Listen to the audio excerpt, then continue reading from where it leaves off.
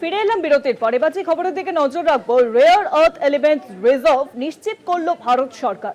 ভারতের মাটির নিচে থাকা 8.52 মিলিয়ন টন আরিওর এবার ভান্ডার রয়েছে। পার্লামেন্টে জানালেন কেন্দ্রের বিজ্ঞান ও প্রযুক্তি মন্ত্রী ডক্টর জিতেন্দ্র সিং। ভারতের নিজস্ব র্যাডার, লেজার, স্টেলথ প্রযুক্তির বিকাশে সহায়ক হবে এই আরিও। এই আরিও যে বেশ কিছু ক্ষেত্রে সহায়ক হবে স্পষ্টত এবার জানিয়ে দেওয়া হয়েছে। রেয়ার আর্থ এলিমেন্টস রিজার্ভ নিশ্চিত করলো ভারত সরকার। আরো জানাবেন নিউজরুমের সঙ্গে রয়েছেন আমাদের প্রতিনিধি দুর্গা দাস বন্দ্যোপাধ্যায়। দুর্গাদা, দেখো, একটা খুব চমকপ্রদ খবর এই মুহূর্তে উঠে এসেছে। সম্প্রতি 8.52 মিলিয়ন টনের রেয়ার আর্থ এলিমেন্টস তার রিজার্ভ নিশ্চিত করেছে ভারত সরকার। এবং ভারত সরকার এই যে বিষয়টা নিশ্চিত করলো কোথায় না, সম্প্রতি লোকসভায় একটি প্রশ্নের উত্তর দিতে গিয়ে বিজ্ঞান ও প্রযুক্তি মন্ত্রী ডক্টর জিতেন্দ্র সিং লোকসভায় জানিয়েছেন যে এই মুহূর্তে 8.50 মিলিয়ন টনের rare earth elements oxide REO, এটা আজকের বিশ্বের প্রযুক্তি নির্ভর যুগে একটা অমূল্য সম্পদ।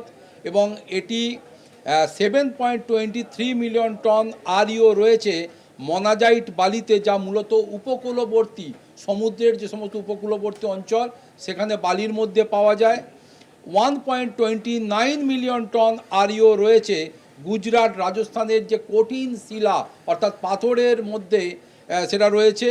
এছাড়াও কাশ্মীরের বিভিন্ন পাহাড়ি অঞ্চলের পাথরের মধ্যেও কিন্তু এই রেয়ার আর্থ মিনারেলস এর উপস্থিতি লক্ষ্য করা গেছে।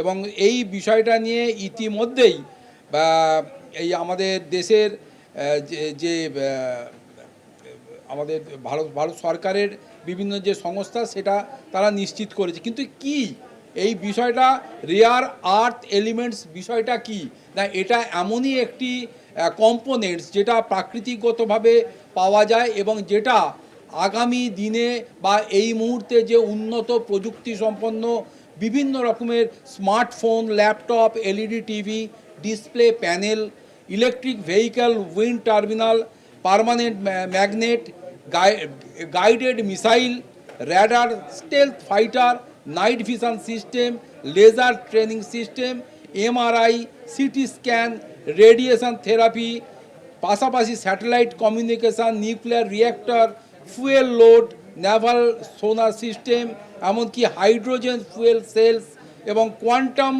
কম্পিউটিং চিপেও এটা ব্যবহার করা হয়। এতদিন পর্যন্ত এর 85% দখলে ছিল চীনের। একমাত্র চীনের থেকেই বিভিন্ন দেশ এটা আমদানি করত এবং ভারতও একটা সময় চীনের কাছ থেকে প্রচুর এই মেটেরিয়াল আমদানি করেছে।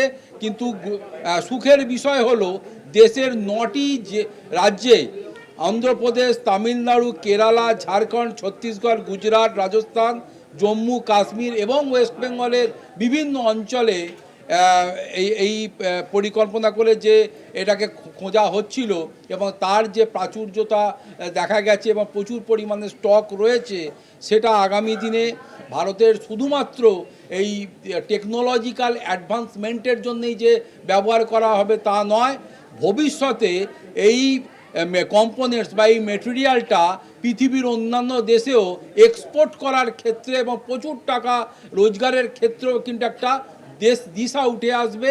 ভারতীয় স্টেলথ টেকনোলজি থেকে শুরু করে ডিফেন্স সিস্টেম থেকে শুরু করে এই যে প্রযুক্তিগত উন্নয়ন ডে বাই ডে বৃদ্ধি পাচ্ছে, এই জায়গাতেও কিন্তু এই কম্পোনেন্টটা আগামী দিনে ভারতকে সুদীর্ঘ রাস্তা ধরে এগিয়ে যাবার ক্ষেত্রে একটা পজিটিভ এনার্জি বা পজিটিভ বার্তা যোগাবে, এটা মনে করছে অভিজ্ঞ মহল। অনেক ধন্যবাদ দুর্গাদা। নিউজরুমের সঙ্গে ছিলেন আমাদের প্রতিনিধি Durga Das Bandyopadhyay. Rare earth elements reserve নিশ্চিত করলো এবার ভারত সরকার। ভারত সরকারের তরফে কিন্তু তা নিশ্চিত করা হয়েছে। ভারতের মাটির নিচে থাকা 8.52 মিলিয়ন টন আরিওর ভান্ডার বিলেছে।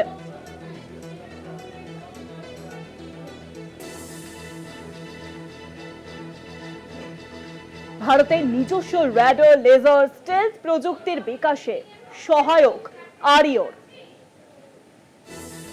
রেয়ার আর্থ এলিমেন্টস রিজার্ভ নিশ্চিত করলো এবার ভারত সরকার। পার্লামেন্টে কিন্তু এই নিয়ে কথা হয়েছে। প্রযুক্তি মন্ত্রী ডক্টর জিতেন্দ্র সিং এই নিয়ে কথা বলেছে। ভারতের মাটির নিচে থাকা 8.52 মিলিয়ন রেয়ার এলিমেন্টসের যে সন্ধান মিলেছে, পার্লামেন্টে জানান কেন্দ্রের বিজ্ঞান এবং প্রযুক্তি মন্ত্রী।